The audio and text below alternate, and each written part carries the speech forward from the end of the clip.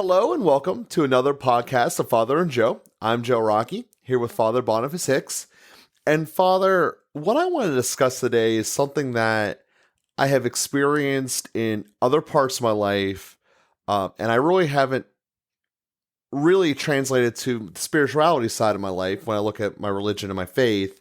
But it's something that I know that it exists.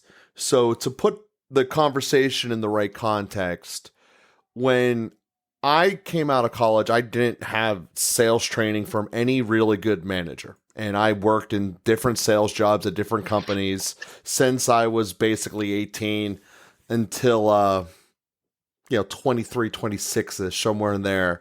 I met a good sales teacher. He's the best one I've ever met in my life. And quite frankly, I wouldn't be here today without his teachings. And one of the things that he pointed out is that I had blocks inside of my mind that kept me from really being able to make things happen that needed to happen in terms of I was holding myself back. I had concepts in my head basically saying that people buy from their friends. Well, how many friends do you have that have X amount of money to lend to you? So how are you ever going to get one? And there's this mental block that holds you back from it. And long story short is I was able to be taught that most of this was not real in real life. It was kind of made up problems. And he used the term head trash as kind of what was getting in my way. So I look at this in terms of spirituality and trying to live the faith. And I feel that I am getting conceptual head trash in my head, for a lack of a better way to say it, where I think that something is holding me back, or the way I'm looking at something would almost not count what I am doing well. And this kind of stems from the conversation we had a month or so ago now, I guess, about giving up your pain and your sacrifice to Jesus. We were talking about, as we were going through Lent, that we all go through pains and sacrifices, and that to be something that to help us grow in holiness, to recognize that the pain of fasting, of not eating as much, you literally getting hunger pains, Christ went through that, and it helps you relate more to him. So this is the misconception that I've been trying to figure out a way to lay the groundwork here for, was in my head, and maybe this was ever explicitly said to me, maybe it wasn't, that if you weren't doing something wholly and only for one purpose, in the terms of what we're discussing here, a sacrifice solely for Christ, then the impression was made to me, well, then it doesn't count. And I think that that is something that I'm having personal issues with as I'm trying to figure it out. As I started looking back at this and stuff that I was probably taught when I was young and trying to put it in an adult mind, it's not really adding up. So before I go too far down the road of all of my particular wrong quagmires, I'm assuming that I'm not the first person who's ever had a misconception taught to him in childhood, or at least a child's mind interpreted something that is causing roadblocks and confusion in adulthood. So I want to start there before we get into my personal weeds of life. Okay. I think I followed that. You can tell me if I'm not getting it right. Okay. So the question is about whether if you make a sacrifice, it has to be somehow explicitly for Christ to count, so to speak. Yes. So like if I was getting benefits from it, or if other people were benefiting from it, it almost wouldn't count. That was essentially the impression dash teaching I was given. So one would ask the question what counting means, for one thing. And so the anywhere that we're reducing the faith to a sort of quantitative system is always something we should raise a little bit of suspicion about, or reflection about. As we've talked about, and as I tirelessly repeat in every context that I'm in. Reconceiving of our faith in terms of relationships is very helpful. And then especially the spousal relationships. So it's the fullest expression of human relationship between a man and a woman committed to life and marriage, open to the gift of children. Friendship has its own kind of dimensions that may overlap with that spousal relationship. But in any event, when you think of making a sacrifice for your wife, certainly those explicit sacrifices have a special quality to them. If you buy a gift for her, or you specifically sacrifice for her, then that has a particular value to it that she's going to appreciate. And so that's certainly a good thing. When you take out the garbage for your wife, or when you go out of your way to, I don't know, fix the car or cook dinner, or you know provide buy a gift or something along those lines, then that has a particular value to it. Making it explicit is something beautiful. And on the other hand, there are a lot of sacrifices you make that are indirectly for her. You make a lot of sacrifices to work, and that's a whole mixed thing. I mean, you enjoy the work, you have other benefits from the work, you have other people that you're working for, or that benefit from the work in a different way. Your contractors depend on you, your colleagues or whatever depend on you, and so there's a mixture of things. But your work in a kind of ultimate way and fundamental way is oriented toward providing for your family. So in some sense, every sacrifice you make for work is also a sacrifice for your wife. And you may think about that more or less explicitly, and that has value to think. And sometimes it might even drive you. Maybe you don't feel like working, or you realize, like, if I push myself, I could make another $5,000 today, but I kind of don't feel like it. But well, I want to do it for my wife because she could really use that $5,000, or I could buy a gift for her or whatever. And so it might push you to do something explicitly for her that doesn't have to be explicitly for her, because it could just be what you do as part of work, or just the joy of having a larger net revenue at the end of the year, or something like that. So I think that's a helpful space to think about sacrifice in terms of God as well. We have a relationship with God. We can make some explicit sacrifices, like when I go out of my way to stop into a church. Maybe I used to do this. Uh, I don't know. It's not quite as easy now, but on the turnpike between the Bedford exit and the Somerset exit, there was a stop off point that you could park on the side of the road and walk up a stairway and visit the St. John's, which was the Carmelite novitiate. It's a beautiful church in New Baltimore. And I drove past that way a fair amount because I was driving to and from DC, the DC area, to visit my family.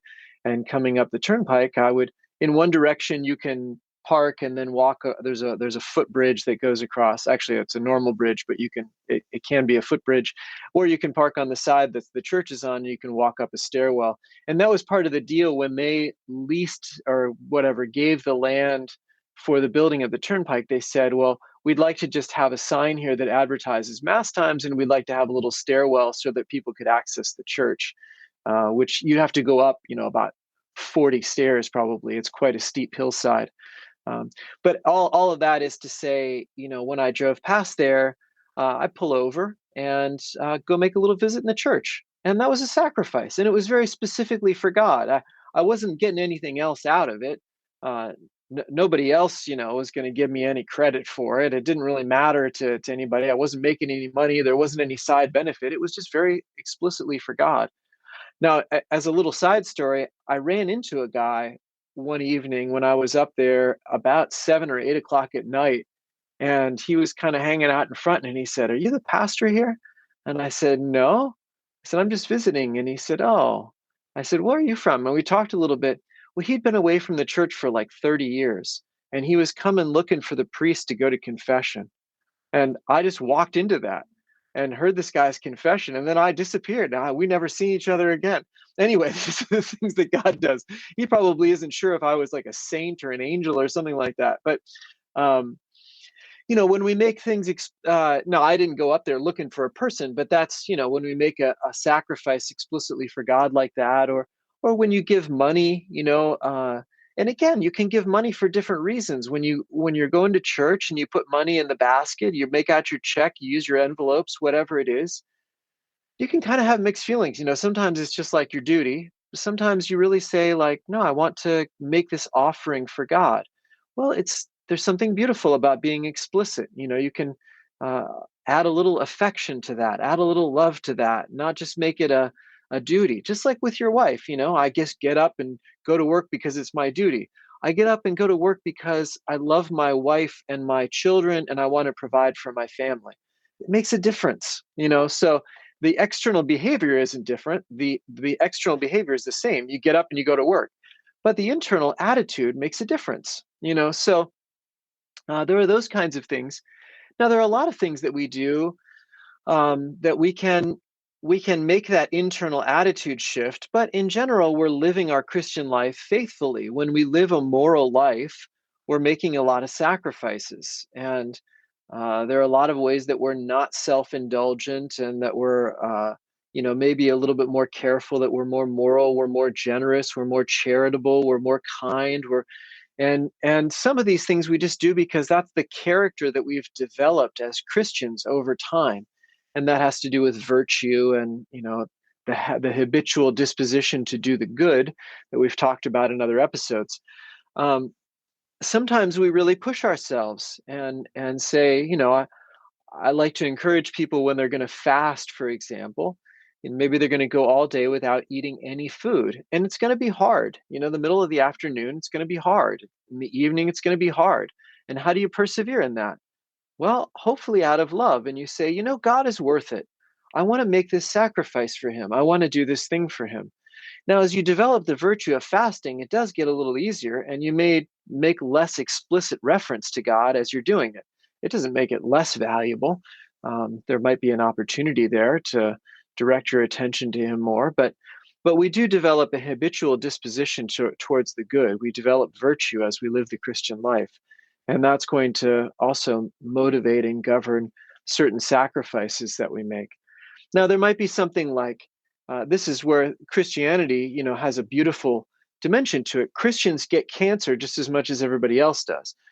Modulo whatever cancer comes through vices that maybe Christians are doing a little bit less than other people, but for the most part, cancer is equal opportunity. It strikes Christians and Muslims and atheists and everybody else. So, but when a Christian gets cancer, a Christian can say, well, this is an opportunity to offer this up for God. Now, I didn't choose it. Uh, I didn't want this to happen. I don't like it, but I'm willing to endure it, and I'm going to make an offering of it. And uh, that's Scott Hahn. I was with him a couple of weeks ago at a clergy conference, and he said, suffering is transformed by love into sacrifice. And so when I accept the suffering of the cancer, for example, or a broken leg, or a disaster situation that, whatever it is, when I accept the suffering and I offer it to God out of love, I can make it into a sacrifice. And now my, the somebody's cancer uh, might have some meaning and purpose and a value, because love for God can transform that suffering into sacrifice, and it can become an offering, and that's a beautiful thing. That you know the way that we handle the suffering, whether or not we make it an explicit offering to God, the way that we handle it still matters. And that's, again, like I said earlier, you do a lot of things that are ultimately for your wife. You may or may not think about it explicitly as being that, but the beautiful thing is we can make all suffering an offering to God. And then it gains a little additional value to it, a little more meaning to it, gives us a little more purpose and enduring it and offering it. So hopefully I covered the subject somewhat. Maybe you have some questions to go into a little more deeply about all of that. Certainly. And as you were mentioning about fasting, I'm living that now. I heard myself say when we were recording in March that I didn't think I'd be able to continue fasting throughout Lent into the summertime, and I kind of took that as, well, why not? You know, you had brought up in the past that we all should live like every day's Lent, but sometimes we're not smart enough to do it. And looking at just the element of fasting, it's exactly as you said. In the beginning, it's incredibly hard, but it's also something that I have gotten used to. So does the siren inside of my body saying you're hungry and it's time to eat now still go off? Yeah, but it's like any other siren in the world. I've kind of learned to ignore it, and it goes away.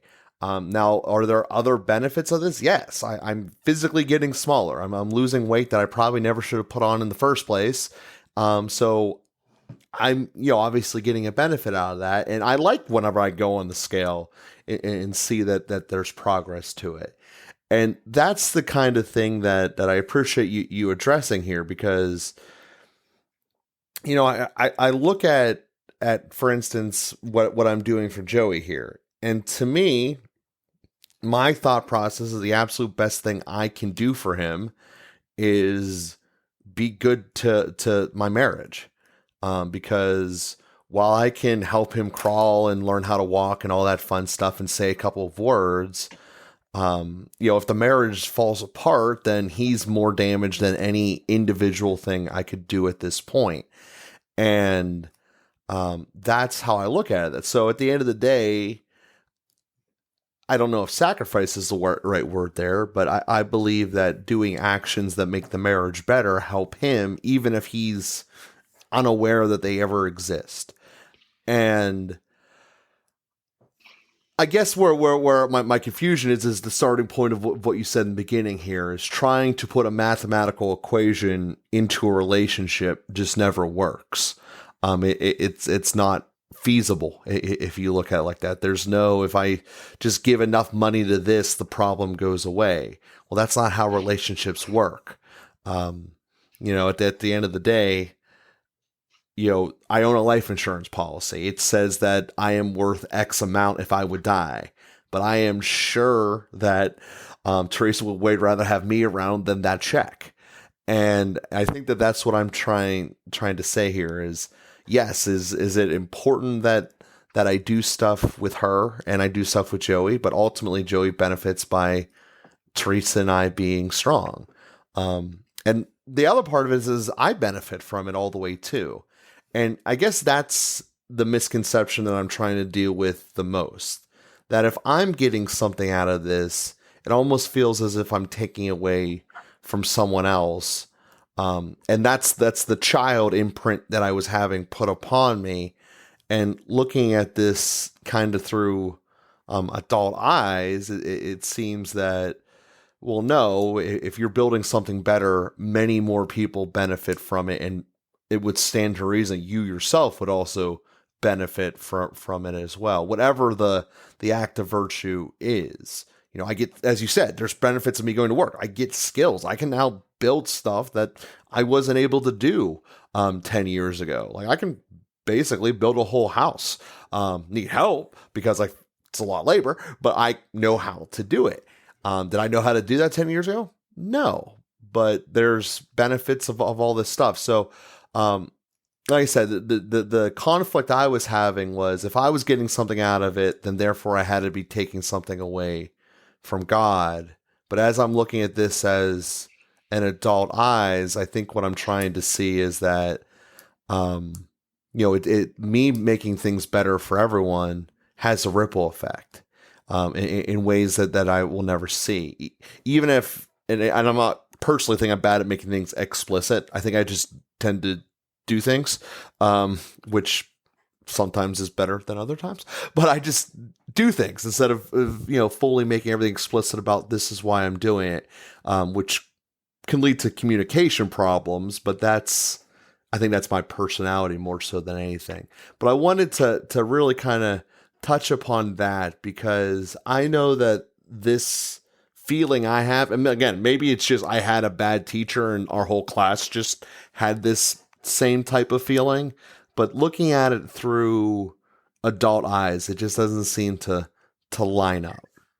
Well, there's certainly a need to purify our motives, and on the one hand, like you were saying, as I said also, it feels good to do good, and so the fact that it feels good doesn't mean that it was impure in our motives. But we're always in a space of like, kind of like you said, with fasting. I started fasting for God. I discovered that fasting is also good for my weight. I feel good about my weight. I want to keep fasting for my weight. We can end up transitioning totally off of the pure motive onto the self-serving motive, and that's where we just have to be honest with ourselves. And a lot of times that gets tested along the way. It's like, okay, well, the weight thing is a little bit harder, but um, you know, uh, sometimes. So these are the kinds of things that Jesus says in the gospel. Well, invite people to a banquet. Okay, good. Now invite people that can't repay you, and then we see where it catches in our heart. Now we might say, great, I just want people to come to the banquet. I want to share the wealth, the goodness that God has given to me. I want to give to others. And some people even get to the point that they really enjoy serving people who can't repay them. They really come to love the homeless, the poor, the outcast, the marginalized, because they really come to see Jesus in those people. And there's something really special and beautiful about that, and we can come to appreciate that. But even in that space, okay, so there's like five guys that are kind of interesting and such a different world and beautiful to connect with. But there's like two or three other guys that are really manipulative and irritating and smell bad. And I'd rather not have them around. And do I remain with the pure motive of serving those who can't repay me for the sake of Christ's command to me? Or do I slowly prefer the five guys that are more interesting to me and thus repaying me in a different kind of way, and exclude the three guys that can't repay me? So we get these little tests that have a way of purifying our motives. um, I meet with a lot of people for spiritual direction, and there are people who are kind of like, who can repay me, just to say it in that way. Either I don't literally ask for payment from anybody, but there are certain people that give back to me, and I can see the benefit, and there are people that can't. And how do I govern the way I spend my time? Do I only spend my time with important, powerful, influential, interesting, enjoyable, etc. people, or do I really try to be open to whoever the Lord sends me, and make sure that I'm also um, spending time with people who can't repay me, just to use that image again. So there's those little checks, and it's like, okay, so to take it into the household, you do things for your wife, and maybe you have a very attentive wife who notices everything you do for her, and she always thanks you. And then one time she doesn't thank you, and then do you do it? Yeah, or maybe you're doing something that she doesn't realize you're doing, and so she's not going to thank you. Are you going to kind of subtly make sure that she knows what you're doing so that she thanks you, or are you going to allow it to remain a little bit obscure and not put your name to it? We have a lot of donors in the church too, and there are people that give, and they kind of like to get something back for it, and I can understand that. And so they like to have a building named after them, or they like to have their name on a stained glass window, or they like to be inscribed somewhere. And there's something, it's not evil, but are you willing to do it if your name's not attached to it? Are you willing to do it if you're not going to get something back for it like that? Are you willing to do it anyway? And those are the ways we have to keep testing and purifying our motives, and just try to be honest with ourselves, and not to get scrupulous or fixated on any of that. But the more purely we can do something, there's a special grace there. God gives us a tremendous amount without us ever explicitly acknowledging him about most of it. God gave us another day. We woke up and had breath today.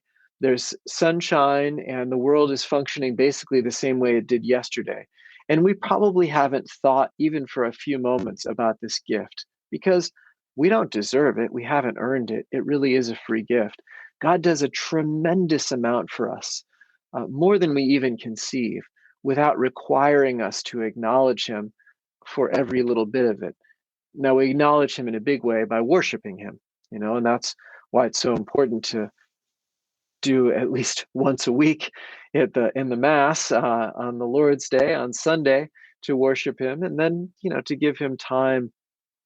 That's the virtue of religion, repaying God for what we can't possibly repay him for. It's justice towards God that's never equal, but is the best that we can offer, which is our worship to him. And to end on one little aside here, because I think you just hit on something that I probably never would have thought of. Joey is now at the stage in his life when he's trying to get a sleeping pattern. And we are reading and dash watching all kinds of videos about it. And the number one thing that people keep telling us is be consistent.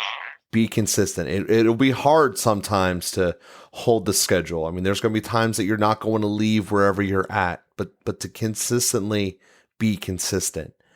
And to think of, as you just said, that we take for granted that today is similar to yesterday and there's a consistent pattern to life.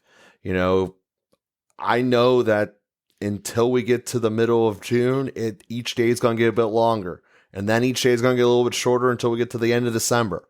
And there's consistency. Things will always flow with it.